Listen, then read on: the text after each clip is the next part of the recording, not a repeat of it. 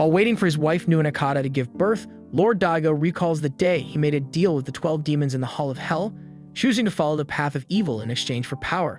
The demons collect their payment when his first son is born. The child is born without limbs, facial features, or skin.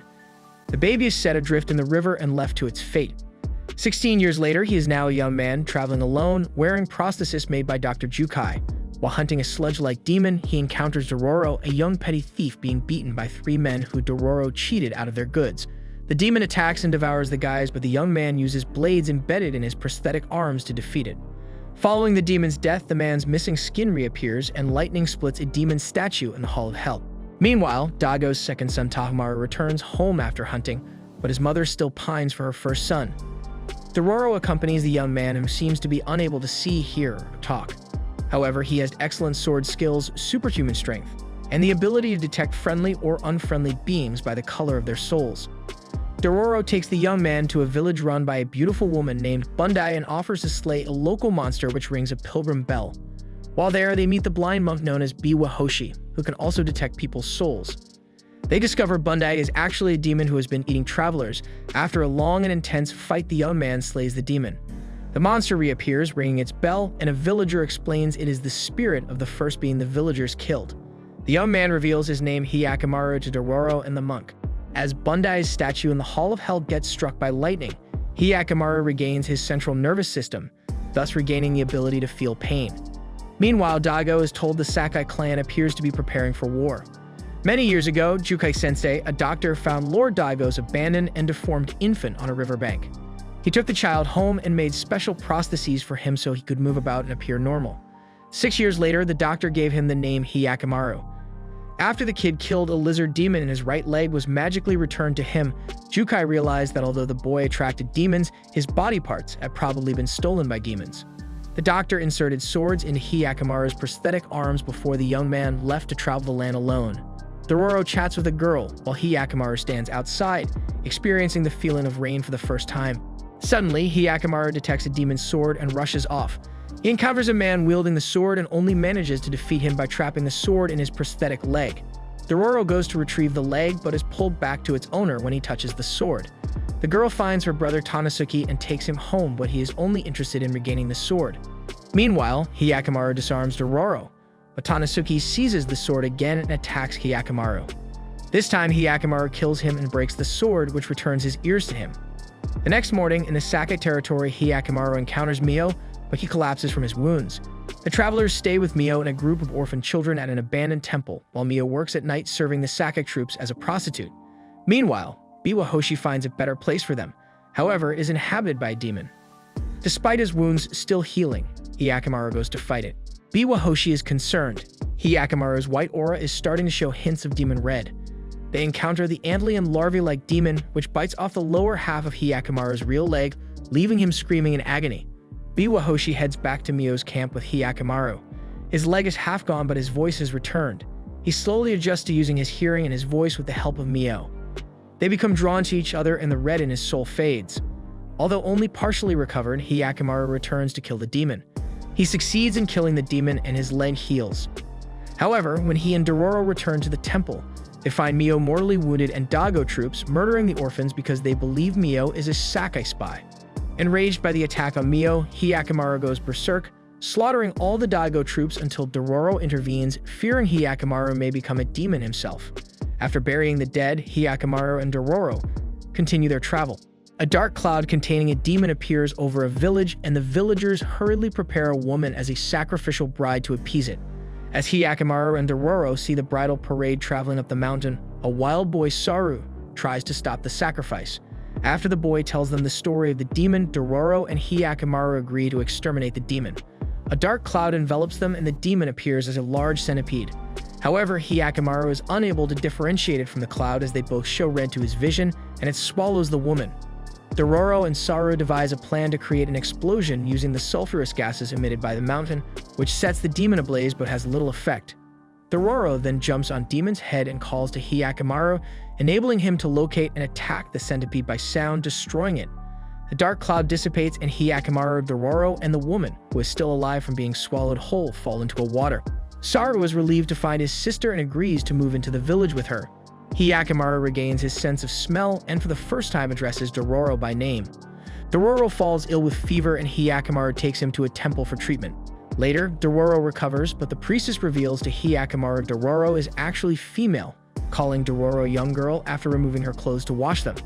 Meanwhile, Daigo is told Hyakkimaru may be alive from a survivor of the attack on Mio's camp. A crab-like monster devours a man after destroying his boat. Meanwhile, the drought in the Daigo lands worsens while the Asakura clan gathering on their border. He visits the temple and finds more demon statues destroyed, and the demons inform him Hyakkimaru is still alive and is slowly retrieving the stolen pieces of his body. Daigo's son Tahomaru discovers his father is searching for a baby. Later, Tahomaru and his two bodyguards, Mutsu and Hyogo, encounter a village where they speak of a monster in the lake which eats fishermen. He leads a group of villagers in their boats onto the lake and attacks and damages the monster, but it is too fierce, and they are forced to retreat. Tahomaru then has the villagers construct a trap intending to lure the monster into a shallow channel where the water can be drained out. The plan works and Tahomaru, Mutsu, and Hyogo attack it together.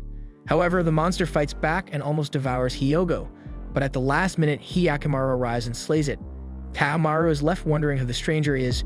Tahomaru learns Hyakkimaru's name as the two travelers arrive in the Daigo capital. There, they see a play depicting Daigo as a great slayer of demons protected by the goddess of mercy. Biwa seeks the truth at the Hall of Hell, while Hyakkimaru and Dororo visit the remnants of Fort Bamon. It was built by Daigo and is supposedly cursed by a demon. They find remnants of a timber wall where the Asakura pin bodies of their enemies with arrows. They encounter a young boy, Sukuroku, who wishes to cross to the Asakura side and rejoin his family. Meanwhile, Tahomaru's bodyguards report the incident with Hyakkimaru to Daigo, who realizes his son is alive and decides to kill him and maintain the prosperity of his domain, ignoring his wife's pleas. Tahomaru overhears their exchange and later comes across a demented woman who was present at Hyakkimaru's birth. She tells him how the demons ate everything but left the boy alive. Night falls at Bamon, and a nine-tailed fox demon appears. While it attacks Hyakkimaru, Sukuroku uses the distraction to pass the wall with Dororo in pursuit. However, they are captured by Asakura sentries. The demon is eventually chased off by the arrows of a squadron led by Daigo himself, who then approaches Hyakkimaru. Hyakkimaru does not recognize his father and is confused when he sees demonic red in Daigo's soul. Daigo orders his archers to fire at Hyakkimaru, who flees. Meanwhile, Dororo and Sukuroku are held in an Asakura prison with other prisoners, but Dororo manages to escape. In the Daigo compound, Tahomaru confronts her mother about his brother's fate, but his father explains the bargain he made with the demons to save their land. Hyakkimaru appears and is seen by his mother and brother, but Daigo orders him killed. Tahomaru is horrified, but Daigo asks Tahomaru if he would be willing to sacrifice the land to save his brother. The Asakura start to kill their prisoners at the Bamon to provoke a war, and the Daigo army charges forward, attracting the fox demon. Lord Daigo arrives with his army and Tahomaru, who has reluctantly accepted his father's decision, and attacks Hyakkimaru. Hyakkimaru breaks Tahomaru's sword and damages his right eye, then kills the demon, which is sucked into the Bamon. Nuanakata arrives and begs forgiveness for her complicity in Daigo's bargain. She then stabs herself, and her sacrifice causes her goddess of mercy statue to collapse the Bamon. Survivors of Sukuroku's village arrive, and Sukuroku is reunited with his mother. Biwa picks up Nuanakata's small, headless wooden statue of the goddess of mercy, which sacrificed its own head at Hyakkimaru's birth, so the child would not lose his head in his father's bargain with the demons, and its gentle green aura fades. Later, Hyakkimaru and Dororo visit an onsen where they encounter Biwa and other children who see a map which appears on Dororo's back. Nuanakata is shown to have survived, but Tahomaru has been blinded in his right eye. In a flashback, Dororo's father, the bandit Hibikuro, drew a part of a map of the location to his hidden money onto the back of his wife, and the rest on Dororo's back so they could retrieve it together later. Dororo memorized the map on her mother's back before she died. In the present, Biwa and Hyakkimaru realize the map appears when Dororo's back heats up, which Biwa says gives her some choices in life. Hyakkimaru continues his search for demons, unconcerned even when a huge baby-like monster grabs Dororo. They arrive at a burned-out temple, and the monster disappears as they encounter Sabame, the lord of the land, carrying a flower offering to the spirit who inhabits the site. He invites them to stay at his home, where he says the temple housed a nunnery which exploited children before it was struck by lightning and destroyed, killing everyone inside. That night, the travelers are attacked by a caterpillar-like monster, but when Hyakkimaru wounds it, a huge moth-like demon, Memeamba, appears and carries it away. The moth lands near Sabame and transforms into a white-haired woman. After she tells Sabaim the food he provided for her children was too strong, he consoles her and promises to protect her and her children. Dororo visits Sabaim's prosperous village where everyone seems happy. She finds a rice storehouse deep in the forest but is pushed into the basement by the villagers. It is filled with the caterpillar monsters which menace Dororo, but the baby monster returns to save her. The monster bursts open, releasing the spirits of the children from the temple which Sabaim and the villagers had fed to Memiliki after burning it down.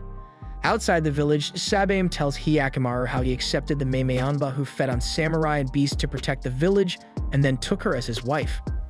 The Memiliki moths emerge from their chrysalides and attack Hyakkimaru, who fiercely fights back. However, the last one destroys Hyakkimaru's prosthetic leg and then sacrifices itself to set fire to the village. Meanwhile, Dororo burns down the storehouse, destroying the caterpillars and the village rice supplies, causing the villagers to fight among themselves over the remaining food.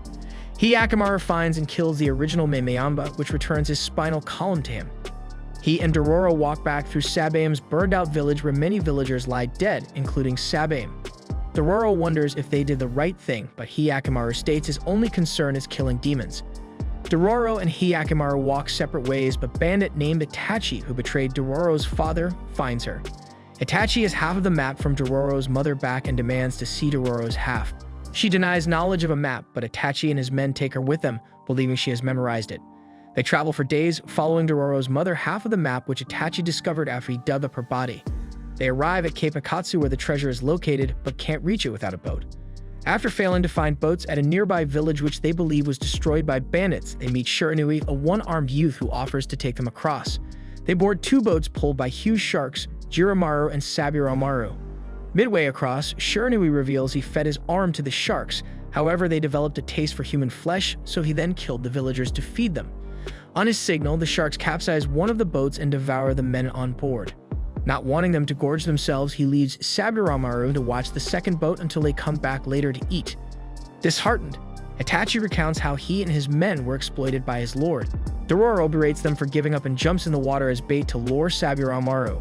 On her signal, they pulled her up, and when the shark surfaces, they stab and kill it. They then paddle ashore at Cape Akatsu. When Shiranui comes ashore to investigate, he is savagely beaten by the bandits. Itachi strips Dororo's clothes looking for the map and realizes Dororo is a girl, while the heat of the fire reveals the map on her back. With the completed map, they tie up Dororo and leave, while Shiranui vows revenge. Elsewhere, as Hyakkimaru struggles to walk, he passes a monk who tells him of a man nearby who can give him a new leg. Jukai is adding limbs to the dead on a battlefield when a ghoul attacks, but Hyakkimaru appears and kills it. Back in his cave, Jukai is horrified when Hyakkimaru explains what his father did to him. Suddenly, a landslide blocks the entrance to the cave. While Hyakkimaru digs his way out, he reveals he is not alone as he remembers Dororo. Emerging from the cave, they find the fruit of a nearby demon tree producing more ghouls. Hyakkimaru slays them all until he eventually pierces the tree's heart and destroys it. At the Daigo compound, Nuanakata recovers, but Tahamaru leaves to kill a reported ghoul without visiting her. He and his aides find and wound a rat-like ghoul. Tahamaru then burns the building to kill both the ghoul and its progeny who are still alive inside, pledging his sword to defend Daigo land. When they return, Daigo sends Tahamaru and a small army to kill Hyakkimaru. Meanwhile, Hyakkimaru rows a small boat towards Cape Akatsu. Shiranui calls on the giant shark Jiramaru to eat Saburamaru's body, and it evolves into a demon capable of moving onto land. It attacks Dororo, but she is saved by Hyakkimaru, who slays the demon. Hyakkimaru's left leg is restored. Meanwhile, Itachi finds a cave and two of his men rush in but are killed by booby-trapped explosives. Tahamaru and a fleet land on the shore in pursuit of Hyakkimaru, and Tahamaru gives orders to leave no one alive. Several of Itachi's remaining men fall to Daigo arrows, and Dororo and Hyakkimaru come across a wounded Itachi. Hyakkimaru is attacked by Tahamaru, Mutsu, and Hyogo, so Itachi grabs Dororo and flees. High above, Shiranui detonates the booby-trap bombs he removed in an attempt to kill everyone, killing himself and causing a landslide. Many of Tahamaru's men are killed and Hyogo is badly wounded, so they decide to withdraw, assuming Hyakkimaru is dead. Meanwhile, Dororo and the mortally wounded Itachi fall into a cave created by the explosion and discover the treasure. Itachi dies after seeing it. Hyakkimaru finds Dororo, who decides to leave the treasure hidden until she decides what to do with it. Hyakkimaru and Dororo seek the swordsmith to repair the swords in Hyakkimaru's prosthetic. Hyakkimaru refits the repaired swords and continues his journey with Dororo. Tamaru and his aides observe misfortune befalling Daigo's villages, and since it started at the borders and is spreading inwards, they suspect the demons are upset Hyakkimaru isn't dead. Back in his compound, Daigo realizes his deal with the demons has been revoked since the destruction of the Goddess of Mercy statue, and the days of prosperity are over.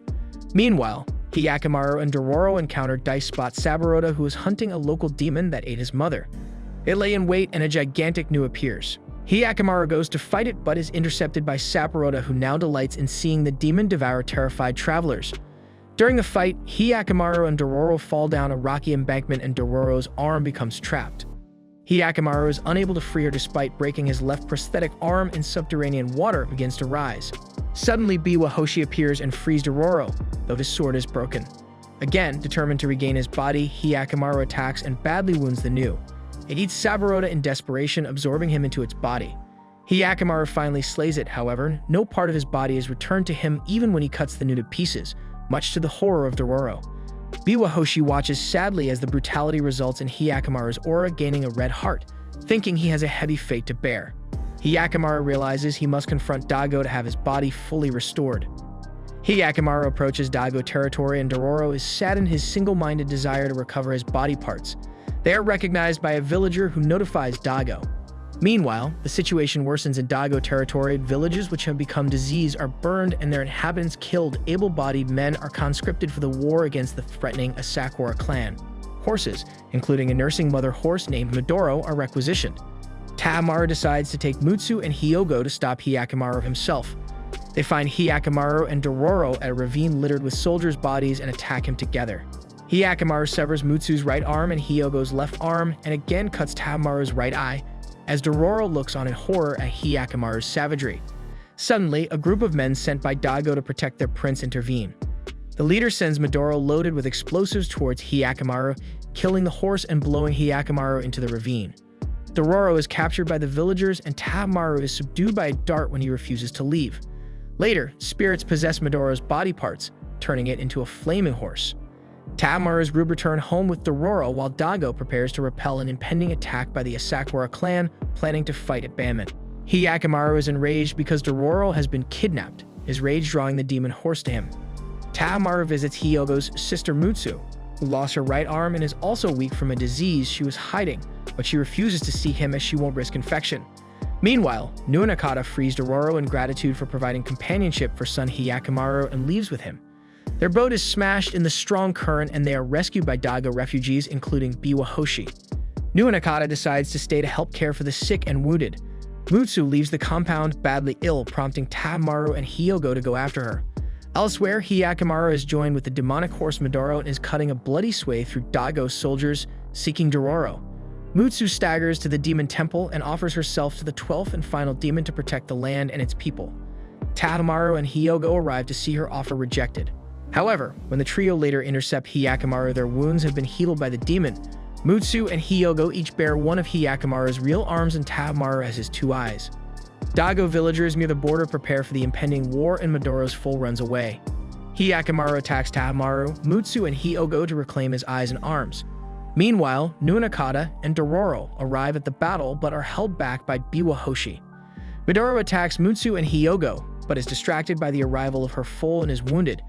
Enraged, Midoro tears off Hyogo's head and crushes Mutsu, but their bodies are controlled by the demon, which uses their arms to fatally wound Midoro.